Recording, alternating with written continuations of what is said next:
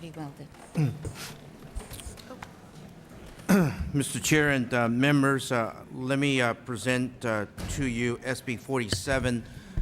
This is a rather straightforward, a rather simple bill. Currently, the state of California has a ban on assault rifles, assault weapons, and unfortunately, because of a loophole in that particular bill, we have found that there are, in fact, weapons that are out there that skirts that particular ban. And so what this bill will do is to basically close that particular loophole. And the way in which this bill will do that is to just simply clarify that if firearm has a detachable magazine and any of the prohibited feature, that the firearm in question is in fact an assault weapon. And with that, urge and I vote. Witness, please, 2 minutes. Mr. Chairman and members, Sam Paredes representing Gun Owners of California, and we've got all kinds of problems with this bill. Number one, I do believe that Mr. Worley and I are the only two people in this room who were here when this bill was actually being discussed at the beginning of the assault weapons ban phenomenon. And the discussion included absolutely, this is not a loophole, as has been pointed out by the author and many people who support their bill. The use of a tool to remove a magazine was something that was specifically discussed in the legislative process, was specifically discussed in the regulation-making process, and it specifically included the use of a bullet tip or a cartridge as a tool, defined it as a tool in order to be able to remove the magazine. There was no misconception about using a tool to be able to remove a magazine in order to load another one. There is no loophole here. That was a part of the discussion, and I think it's important that we keep honestly to what the discussion was that drove this bill in the first place. Number two, these guns are not used in the commission of a crime in California. The reports put out by the Department of Justice that are mandated by the state legislature show that these guns are not, bullet button guns are not used in commissions of a crime. What do we know though? In California, 300 times a day, law-abiding citizens use all manner of firearms to defend themselves in their homes. As a matter of fact, year after year after year, it has proven out nationwide and in California that there are far more lawful uses of self-defense with the use of a firearm amongst law-abiding citizens than there are even with police. Those are facts.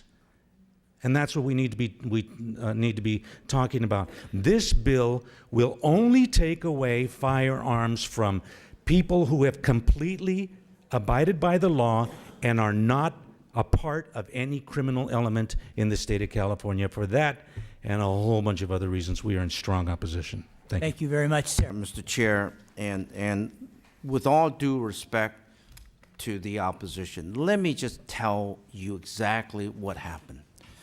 The reality is that there is a ban on assault weapons. Part of it had to do with the fact that there were these weapons could easily, you can remove easily a magazine, thereby having a tremendous firepower within these particular weapons. And so the opposition is correct.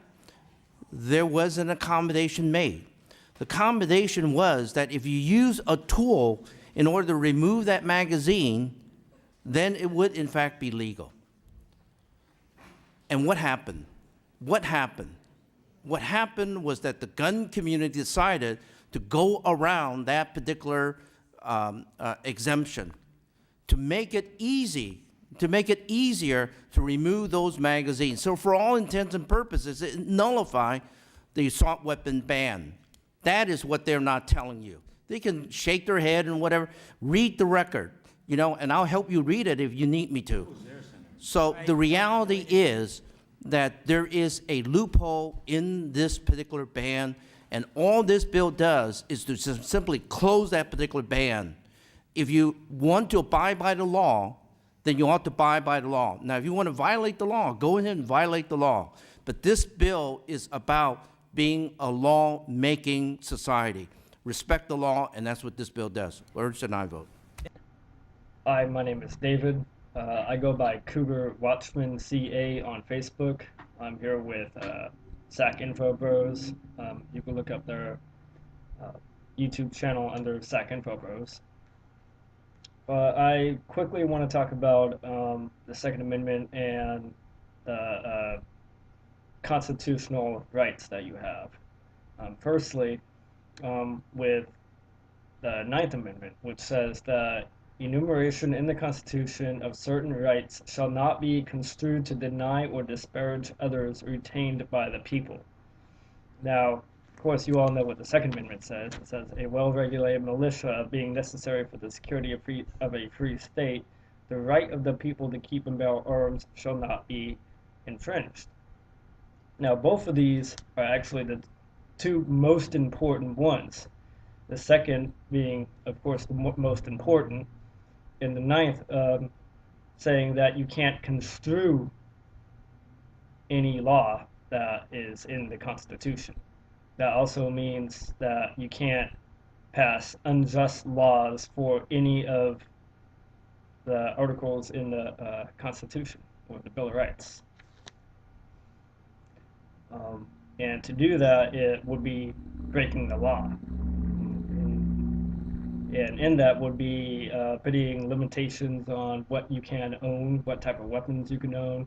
I understand that, like, people really don't need rocket launchers and shit. You know, you don't need tanks and Apaches. That's obviously pretty ridiculous. But, you know, people do own them, and you can legally own them.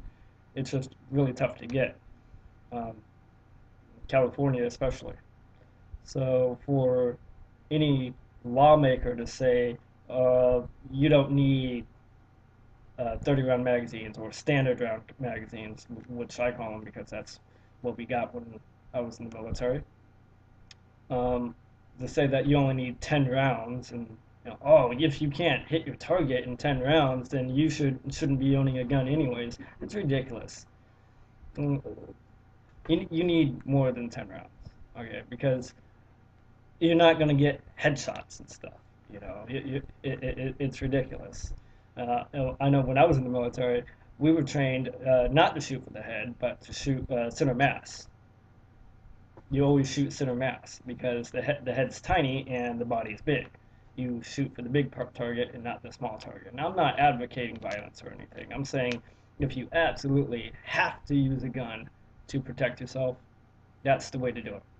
You aim center mass and make sure there's no one behind them. You know, I mean, if it's a life and death situation on your end, you also want to make sure that you're not going to accidentally take someone else's life in the same process. And that's in my eyes, that's gun control 101.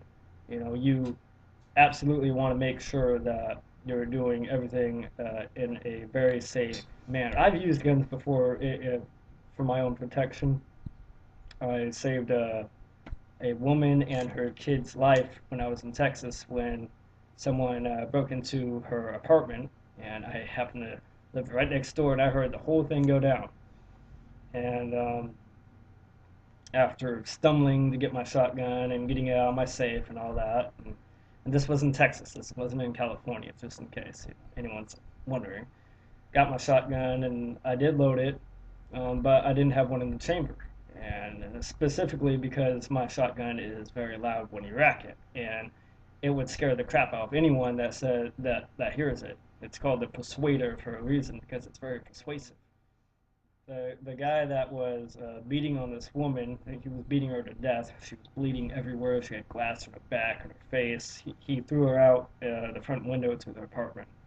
And that's when I decided to take some action. And I went out there and I racked my shotgun, and he jumped over the second-story balcony and broke both his legs when he landed. Cops didn't do anything to me. They actually shook my hand and thanked me for saving this woman's life, because she would have been dead, her baby would have been dead, and quite possibly me because I witnessed the whole thing.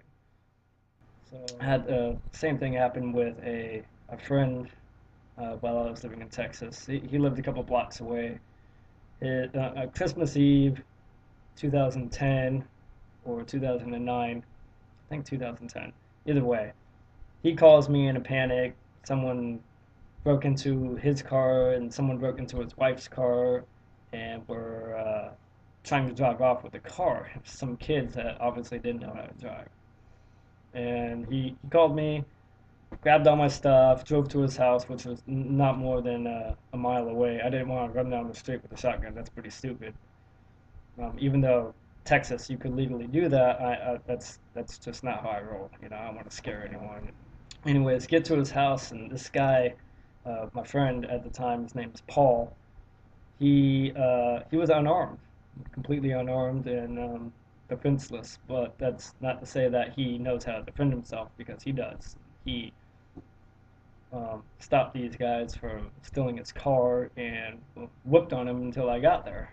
And that's when we waited for the cops to show up. And it's pretty comical too, because Paul, I don't even know why I'm saying this, but he beat this guy's butt until I got there, and he was in the nude. Now, Paul was in the nude because he was sleeping. It was Christmas, and like 2 in the morning.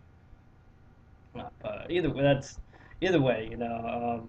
So for anyone to say that, you know, more guns kill people, that's ridiculous, because I've never fired a gun at a person. I've never had to, at least, and I hope to God I never do. You know, that's one thing that the left keeps saying. Oh, we're violent, we're criminals, and all that crap. It's ridiculous. I'm not a criminal. I have no criminal record. Completely clean. I'm ex-military. And I know how to properly control a gun in a safe and um, safe fashion. But I do want to reiterate Article 9 of the Constitution, and that enumeration in the Constitution of certain rights shall not be construed to deny or disparage others retained by the people. So when you have a assemblyman or a governor or a mayor or a city councilman say, oh, we need to limit this certain right that is protected by the Constitution, you need to stand up and call him out on his bullshit, because it's a complete lie and illegal. It could actually be, you could sue that person just for saying that, because you cannot limit the rights of the Constitution. You can't do that. So, but I highly discourage people from people going out and calling these people out as soon as they say that, and publicly embarrass these people. If they're having some sort of town hall meeting, crash the town hall meeting and embarrass them in public. Try to get your question out first, just so it throws them off for the rest of the day. It's epic. That's what I do. That's what me and my friends do here in Sac. I'll drive hours on end to go to other mayor meetings, especially ones that I know are involved in very shady stuff. Like, I hit up the mayor in Mountain View, and he had totally discredited a report done by the CDC on the Second Amendment and how guns save lives. Completely discredited the CDC report. And I called him out right there on the floor. I'm like, are you telling me that the CDC's report is inaccurate? And he said yes. And so that's part of a larger public concern. What did the CDC recently voice concerns? The use of concealed carry seems to decrease violence, right? No. Again, there is zero, and I repeat the word zero, credible statistical support for the idea that passing concealed carry laws improve the crime situation. Zero. There are some discredited studies that the NRA loves to champion that make that point, but there's zero credible statistical support for that position. So are you saying the CDC's report was not credible? The Center for Disease Control's report's not credible? I've read the CDC report. It says nothing in there that... Yes, it does. Have you ever read it? Yeah, you got to read it again. I've read it very carefully, sir. Call them out, embarrass them, and continue to call them out. Go to all their meetings and embarrass these people, because they don't know what they're talking about. And that's pretty much all I gotta say. Um, you know, stand up. And I'm not advocating violence. You go out there and just give these people hell. That's what you got to do. And it works. And record it, for God's sakes, because they always slip up and they always say something they shouldn't have said. And it's going to come back and it's going to bite them in the ass.